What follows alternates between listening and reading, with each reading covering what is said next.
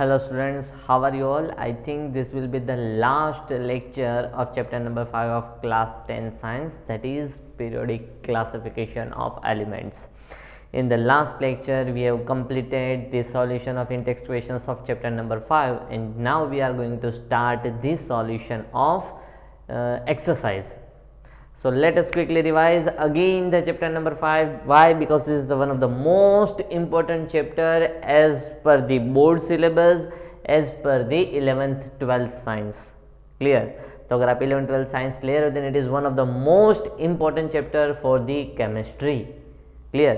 तो इसके अलावा तो आपका कुछ होने वाला नहीं है.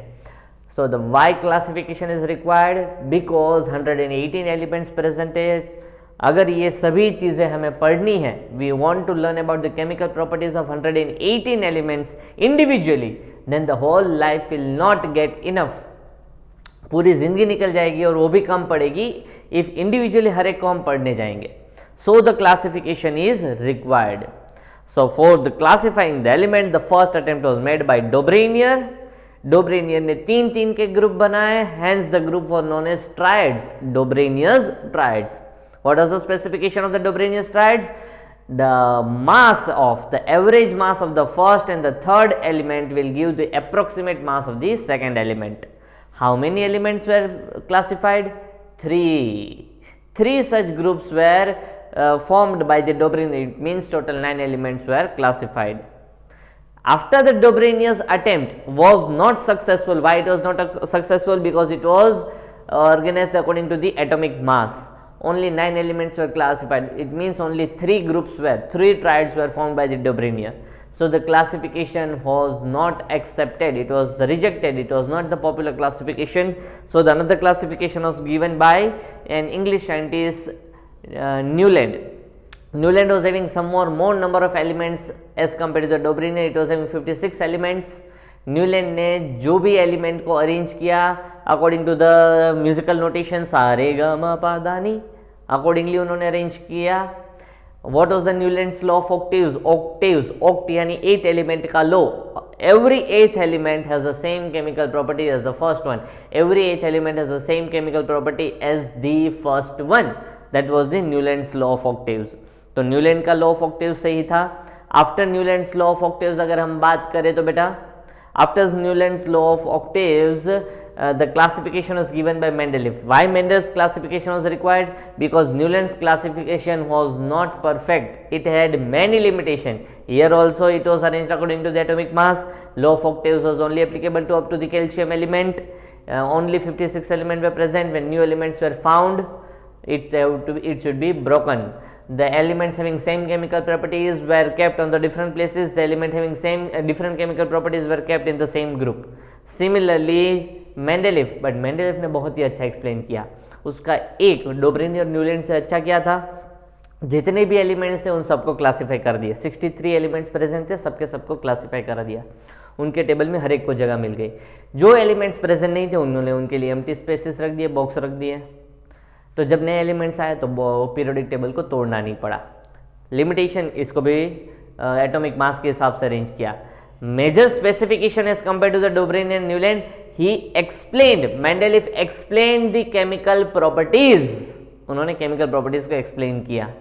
सो that was the main thing कि मेंडेलीव ने केमिकल प्रॉपर्टीज को एक्सप्लेन किया. Clear? But the limitation atomic mass से किया. क्यों नहीं कर सकते? Because of isotopes and isobars. Isotopes and isobars की वजह से हम एटॉमिक मास के हिसाब से अरेंजमेंट नहीं कर सकते. इंक्रीजिंग एटॉमिक मास के ऑर्डर में उन्होंने एलिमेंट्स को अरेंज किया. 8 ग्रुप्स, 6 पीरियड्स का एक पीरियोडिक टेबल बनाया, उसकी केमिकल प्रॉपर्टीज एक्सप्लेन की. एक का जो नहीं थे उनका प्रॉपर्टीज को फोरकास्ट किया. After that came the modern periodic table. तो जब मॉडर्न पीरियोडिक टेबल आया बेटा, तो मॉडर्न पीरियोडिक टेबल किसकी वजह से आया? तो Henry mostly in 1913 I think उन्होंने पीरियोडिक टेबल को अरेंज करना स्टार्ट, मतलब वहाँ पे बेस था कि क्या था कि एटॉमिक मास की जगह एटॉमिक नंबर से अरेंजमेंट करना चाहिए. तो एटॉमिक नंबर से अरेंजमेंट करना उन्होंने सिखाया. तो उसके बाद बहुत सारे साइंटिस्ट एक साथ आए और उन्होंने पीरियोडिक टेबल बनाया. The modern periodic table consist of 18 groups, 7 periods. Groups indicates the valency and periods indicates number of orbits. Clear, बहुत सारी इंफॉर्मेशन होती है, ज़्यादा डिटेल में नहीं जाएंगे वरना पूरा लेक्चर उसी में जाएगा। तो ये पूरा क्विक रिवीजन था। Now moving on to the question number 1 of exercise. I am reading out the questions. आपके पास आपकी टेक्स्ट बुक होनी चाहिए, सामने क्वेश्चन होना चाहिए, मैं क्या रीड कर रहा हूँ आपको टेक्स्ट बुक में दिखना चाहिए, ताकि अगर मेरा सुना ही ना दे, समझा ही ना दे, लेकिन पढ़ना तो आता है। So question number 1, which of the following statement is not A correct statement about the trends when going from left to right across the periods of the periodic table। तो यहाँ पे आंसर तो आता है जनरली, अगर हम देखें the elements become less metallic in nature, left to right ऐसा नहीं होता है। The number of valence electrons, ये वैसे हमारे सिलेबस में नहीं है लेकिन मैं आपको फिर भी समझा देता हूँ। क्या कर रहे हैं बेटा,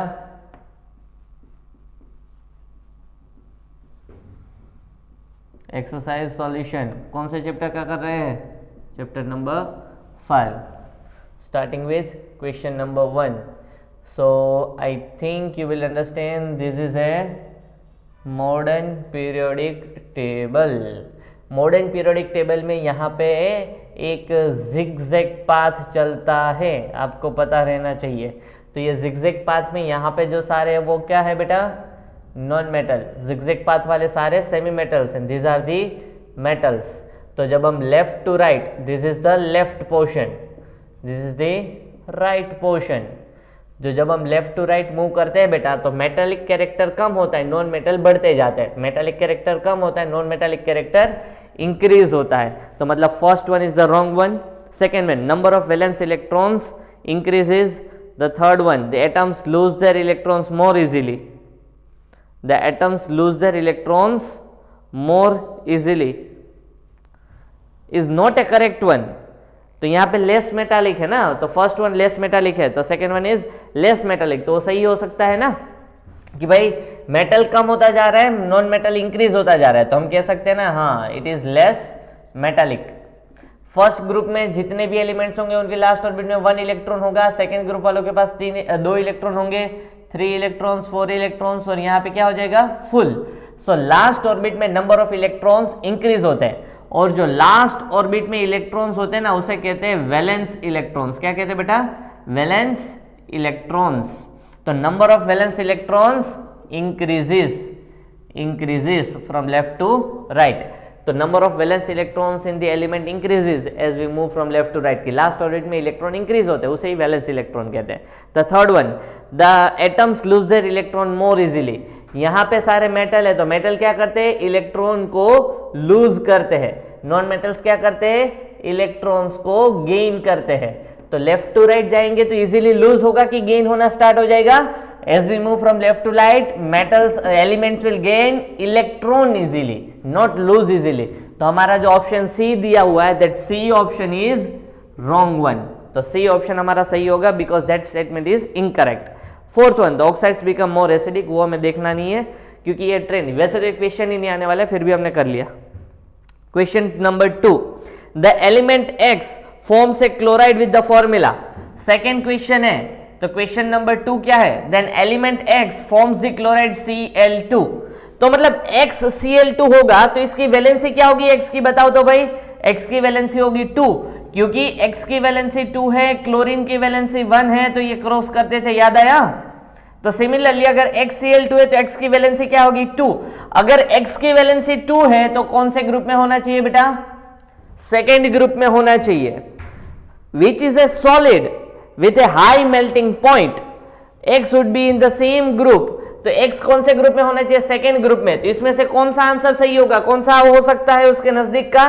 तो हमारे पास ऑप्शन दिए हुए बेटा, the first one is sodium, second one is magnesium, the third one is aluminium and the fourth one is silicon। तो सिलिकॉन की वैलेंसी 4 है, एल्यूमिनियम की वैलेंसी 3 है, सोडियम की वैलेंसी 1 है, मैग्नीशियम की वैलेंसी 2 है। तो सिर्फ मैग्नीशियम ही MgCl2 बनाएगा, यहाँ पे NaCl बनेगा, AlCl3 बनेगा, और यहाँ पे SiCl4 बनेगा। So only magnesium is possible because XCl2 that is MgCl2 ही बन सकता है। Moving on to the question number 3, Which element has two cells, both of which are completely filled? कि भाई which element has, कि भाई ऐसा कौन सा एलिमेंट है, क्वेश्चन नंबर 3 का ए, क्वेश्चन नंबर 3 का A, it has two orbits and both the orbits are filled. तो पहली ऑर्बिट में 2, दूसरी ऑर्बिट में 8. It means 8 electrons. 8 इलेक्ट्रॉन्स होंगे तो 8 प्रोटॉन्स होंगे, क्योंकि जितना नेगेटिव चार्ज उतना पॉजिटिव चार्ज. 8 प्रोटॉन्स होंगे तो एटॉमिक नंबर क्या होगा बेटा, एटॉमिक नंबर सॉरी 2 + 10. यहां पे 10 इलेक्ट्रॉन्स है, 10 प्रोटॉन्स है. 2 + 8 10 इलेक्ट्रॉन्स, 10 प्रोटॉन्स. 10 इलेक्ट्रॉन्स 10 प्रोटॉन्स, क्योंकि पहली ऑर्बिट में 2 इलेक्ट्रॉन, दूसरी ऑर्बिट में 8 इलेक्ट्रॉन. तो 10 इलेक्ट्रॉन 10 प्रोटॉन. तो अगर प्रोटॉन्स 10 है बेटा तो एटॉमिक नंबर क्या होगा, 10. And the element having atomic number 10 is neon. That is neon. यहां पे हीलियम के नीचे आएगा neon. Now the second one, what is B? The electronic configuration is 2,8,2.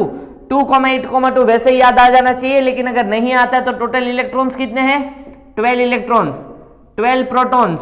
तो atomic number is 12 and that is magnesium. That is magnesium. Now the third one, a total of 3 cells with 4 electrons in the last cell, that is valence cell. कि total 3 cells है, that is 3 orbits है. तो पहली orbit तो full होगी, दूसरी भी full होगी, तभी तो थर्ड होगी. And in the last shell that is valence shell has 4 electrons. तो ये कौन सा होगा, तो ये हो जाएगा बेटा सिलिकॉन. देखो 2 + 8 10 + 4 14. तो 14 इलेक्ट्रॉन तो 14 प्रोटॉन, तो एटॉमिक नंबर 14 होगा. तो that is silicon. That is silicon. Now D, a total of 2 shells in which 3 electrons in its valence shells. A total of 2 sales.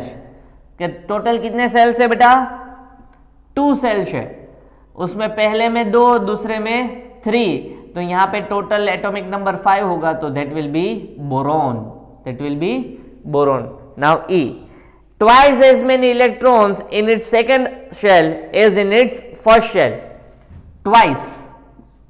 कि भाई पहली ऑर्बिट में जितने ना उससे twice, that is double in the second. तो पहली orbit में तो 2 ही होंगे, तभी तो सेकेंड ऑर्बिट. तो इससे डबल कितने हुए, 4.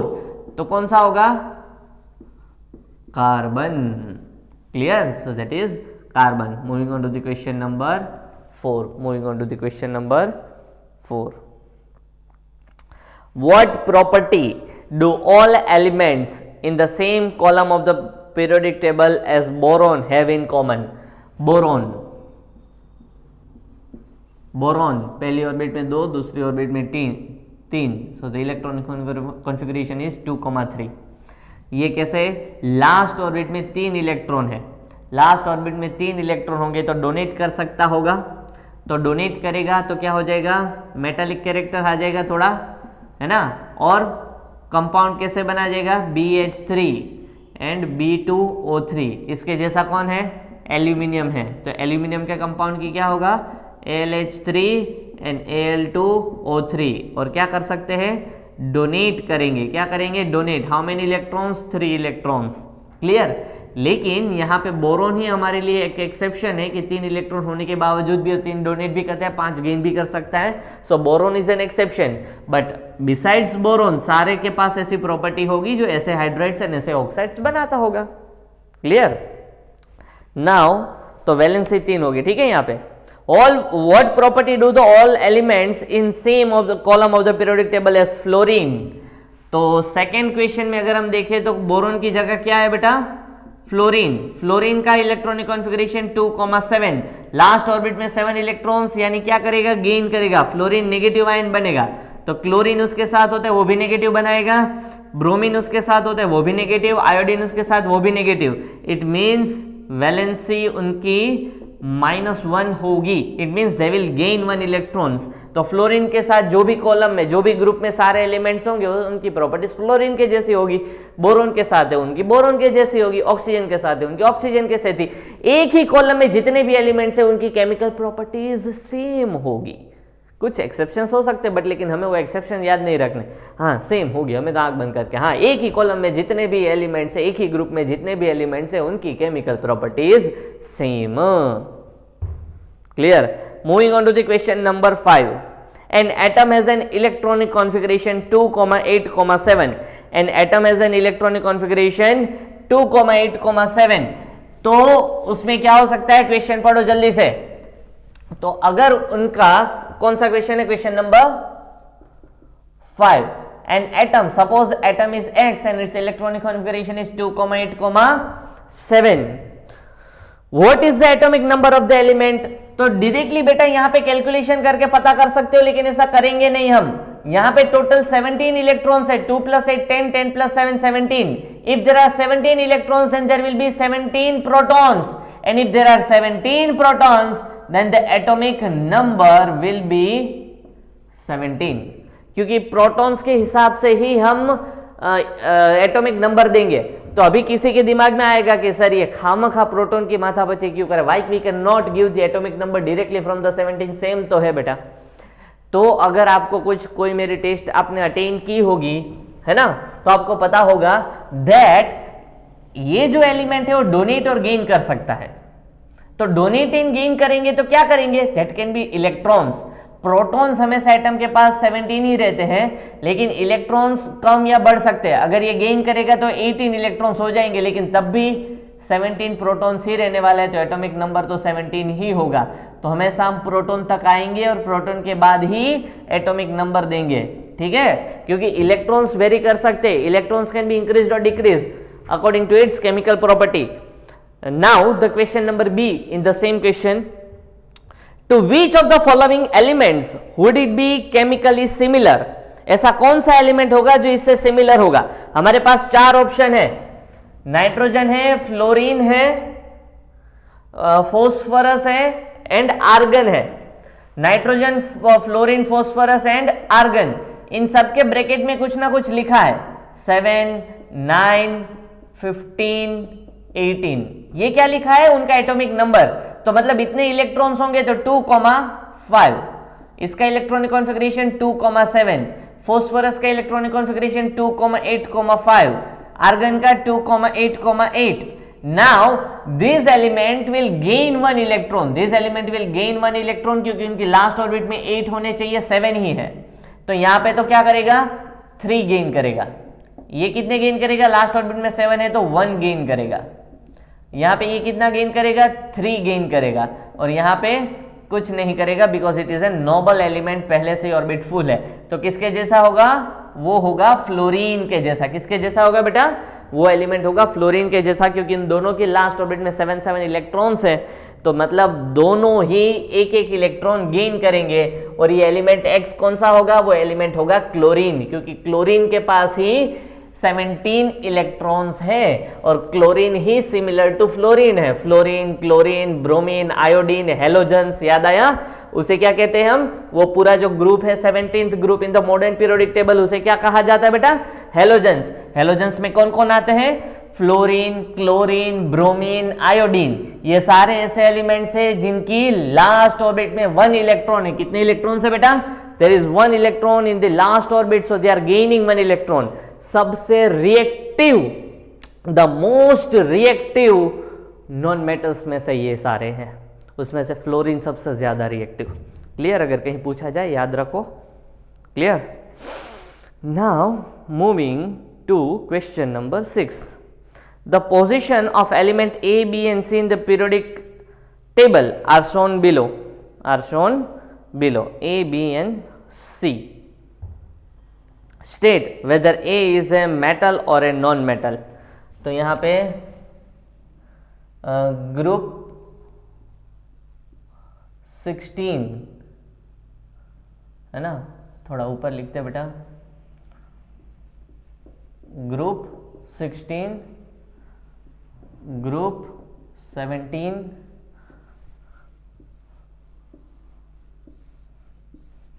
Clear. Now that is group 16 and group 17। पहले में तो कुछ नहीं है, A, that is C and B.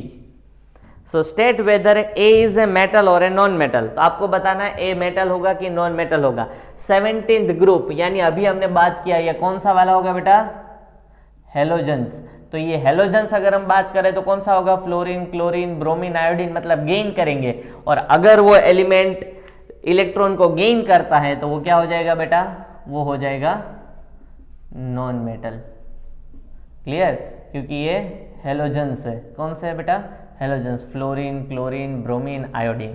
तो सिमिलरली सी भी क्या हो जाएगा, नॉन मेटल हो जाएगा। Clear. Now next thing, weather C is more reactive और लेस रिएक्टिव देन ए। तो रिएक्टिविटी में याद रखना है, रिएक्टिविटी में थोड़ा सा याद रखना है कि ग्रुप में लोअर टू बॉटम जाएंगे ना हम, lower to bottom in non metals, तो वो रिएक्टिविटी बढ़ेगी। क्लोरीन से ज्यादा फ्लोरीन रिएक्टिव होगा, कि हम ऐसे करते हैं ना कि भाई सबसे ऊपर फ्लोरीन होता है, उसके नीचे क्लोरीन होता है, उसके नीचे ब्रोमीन होता है, उसके नीचे आयोडीन होता है। तो आयोडीन से ब्रोमीन ज्यादा रिएक्टिव होगा, ब्रोमीन से क्लोरीन, क्लोरीन से फ्लोरीन। तो सबसे ज्यादा रिएक्टिव कौन हो जाएगा बेटा, फ्लोरीन हो जाएगा। क्यों ऐसा होता है वो हमें याद नहीं रखना है। वैसे तो ये हमारे सिलेबस का नहीं है, मतलब मैंने जितना पढ़ा है उसमें से हमने नहीं किया है, तो अभी याद रह रहा है तो रह दो, वरना चलेगा। सी विल बी ए लार्जर और स्मॉलर इन साइज। जैसे जैसे मतलब सी है तो ये पीरियड 1 में है, ये पीरियड 2 में है, ये पीरियड 3 में है और ये पीरियड 4 में है। तो मतलब पीरियड क्या इंडिकेट करते हैं, ऑर्बिट। तो ये 1 ऑर्बिट वाला, ये 2 ऑर्बिट वाला, ये 3 ऑर्बिट वाला, ये 4 ऑर्बिट वाला, तो ये सबसे बड़ा होगा। Clear. Which type of ion, which type of, अच्छा सी और बी में देखना है ना, तो सी और बी में देखेंगे तो उन दोनों के पास तो सेम ऑर्बिट्स ही है। यहाँ पे बी बड़ा होगा, जो लेफ्ट साइड होता है वो बड़ा होता है, लेकिन वो जाने देते हैं हम। यहाँ पे अभी ये चीज हमें करनी नहीं है। Clear. Moving on to the directly question number 7, क्योंकि पूरा जाने देते, पूरा कॉन्सेप्ट हमने कंप्लीट नहीं किया है, तो अभी ज्यादा उसमें दिमाग घिसते नहीं है। क्लियर। आपको सॉल्यूशन तो वैसे मिल ही जाएगा, याद करना है तो करना, डाउट आ जाए तो पूछ लेना, वरना अभी करने की जरूरत नहीं है। Now question number 7, the nitrogen atomic number 7 and the phosphorus atomic number 15 belong to the group 15 of the periodic table. Write the electronic configuration of these two elements. Which of these will be more electronegative and why? Which of these will be more electronegative and why? क्यों ऐसा ज्यादा होगा electronegative and Y? वैसे तो electronegative concept नहीं किया है, लेकिन करेंगे तब देखेंगे, चलो जाने दो वो भी। Moving on to the question number 8, how does the electronic configuration in atom related to its position in the modern periodic table? उसका इलेक्ट्रॉनिक कॉन्फिगरेशन और मॉडर्न पीरियोडिक टेबल में से क्या रिलेशन है? तो पीरियड्स इन ग्रुप के accordingly, periods क्या करते हैं, number of orbit. Clear. And group क्या इंडिकेट करते हैं, number of electrons in last orbit. तो मतलब यहीं से उनकी पोजीशन पता चल जाती है। अगर कोई ऐसा एलिमेंट है जिनके पास लास्ट ऑर्बिट में 17 इलेक्ट्रॉन्स है और उसके पास टोटल 4 ऑर्बिट्स है, 4 ऑर्बिट्स, 4 ऑर्बिट है, मतलब उसका पीरियड कौन सा होगा, 4। 17 इलेक्ट्रॉन्स है तो ग्रुप कौन सा होगा, 17। तो यहां से आप उसकी पोजीशन देख सकते हो या पोजीशन से उसका इलेक्ट्रॉनिक कॉन्फ़िगरेशन बता सकते हो। क्लियर। तो वो चीज यहां से आपको पता चल जाती है बेटा, वैलेंसी से तो उसका पोजीशन पता कर सकते हो। Now question number 9, in the modern periodic table, in the modern periodic table, calcium is surrounded by the elements with atomic number 12, 19, 21, 38. Which of these have physical and chemical properties resembling to the calcium? कि calcium is surrounded, calcium का atomic number क्या है बेटा? तो calcium का atomic number है 20, that is 2,8,8,2। दूसरा उसका जो दूसरा एक एलिमेंट प्रेजेंट है, उनके एटॉमिक नंबर यहां पे दिए हुए, एटॉमिक नंबर क्या दिए हुए बेटा, 12। तो 12 होगा तो उसका कॉन्फ़िगरेशन क्या हो जाएगा, 2,8,2। The second one given is 19, 21 and 38। 19 that is 2,8,1।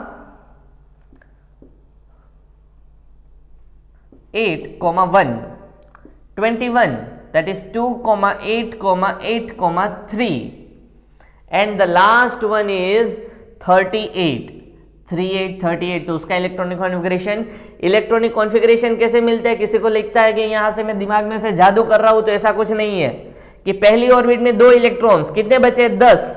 दूसरी ऑर्बिट में 8 इलेक्ट्रॉन्स, तो कितने बचे, टोटल 2 + 8 10। 10 चले गए 12 में से, तो लास्ट ऑर्बिट में 2 बचे।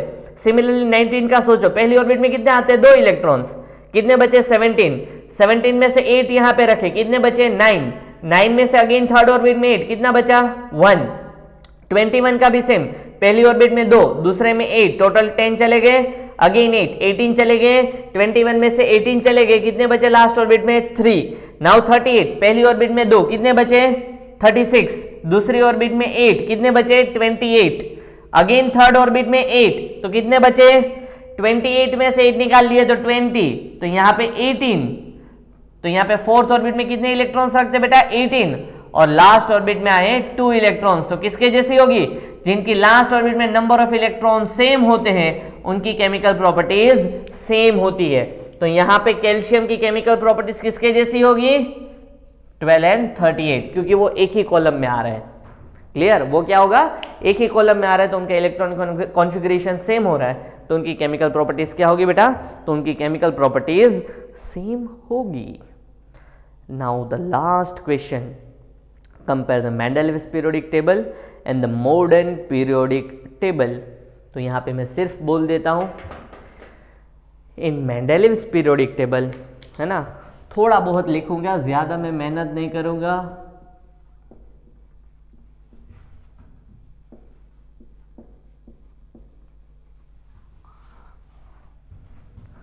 फर्स्ट पॉइंट, 8 ग्रुप्स 6 पीरियड्स, यहां पे 18 groups and how many periods 7 periods. Second point, elements were arranged according to the atomic mass. Elements were arranged according to the atomic number. Third point, all elements were not present. Third, all 118 elements are classified. Clear? Fourth, no proper place for hydrogen.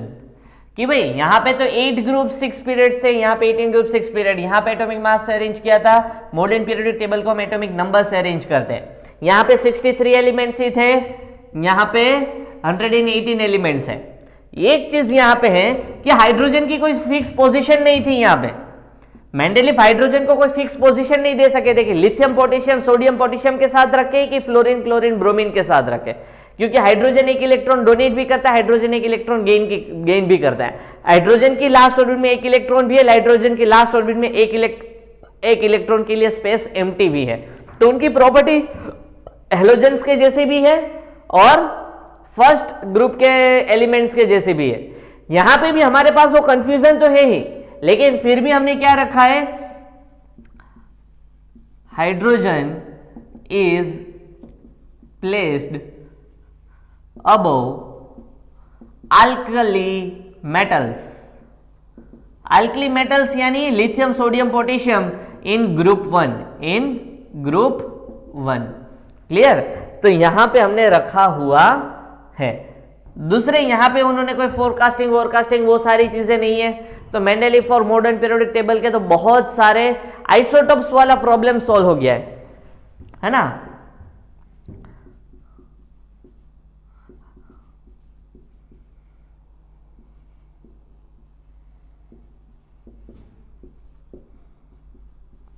Isotopes were not placed, कि भाई hydrogen है, हमने तो arrangement according to atomic mass किया है, तो ऐसे hydrogen ही बहुत सारे होते हैं जिनका मास चेंज होता है, तो कहां पे रखे उन सबको। कार्बन के ही बहुत सारे आइसोटोप्स है जिनका मास चेंज होता रहता है, तो उनको कहां पे रखेंगे। कार्बन तो एक कार्बन 12 तो रख दिया, नाइट्रोजन के पीछे रखेंगे, कार्बन के आगे रखेंगे, तो एक ही एटॉमिक मास वाले तो अलग अलग बहुत सारे एलिमेंट्स हैं। लेकिन यहां पे जैसे ही हमने एटॉमिक नंबर कर दिया, all isotopes are placed at same place, हमें उससे कोई मतलब ही नहीं है कि भाई मास ज्यादा हो या कम हो, उससे हमें कोई मतलब नहीं है, एटॉमिक नंबर सेम है। तो हाँ, सभी आइसोटॉप्स का डेफिनेशन याद करो, the elements having same atomic number but different atomic mass. Same atomic number, तो सेम एटॉमिक नंबर है, एक ही जगह पे रखेंगे हम उसको, कोई जरूरत ही नहीं है दूसरी, और वो एक ही एलिमेंट होता है। हाइड्रोजन के आइसोटॉप्स हमेशा हाइड्रोजन ही होते हैं, कैल्शियम का आइसोटॉप हमेशा कैल्शियम ही होता है, कार्बन का आइसोटॉप हमेशा कार्बन ही होता है, तो एक ही जगह पे रखो तो कोई दिक्कत नहीं है। तो आइसोबार्स का प्रॉब्लम सॉल्व हो गया, आइसोटॉप्स का प्रॉब्लम सॉल्व हो गया, ये हाइड्रोजन की पोजीशन हो गई, एलिमेंट्स क्लासिफाई कर दिए, एटॉमिक नंबर से कर दिया, ग्रुप बढ़ा दिए, पीरियड एक बढ़ा दिया, इस तरीके से हमने मॉडर्न पीरियोडिक टेबल बना दिया और ये पूरा चैप्टर कंप्लीट कर दिया। Write it down, note it down, 2-3 बार 5 बार 10 बार लिखो, प्रैक्टिस करो। This is the important chapter, मैं बार बार बोल रहा हूँ। Now it is up to you. Thank you very much.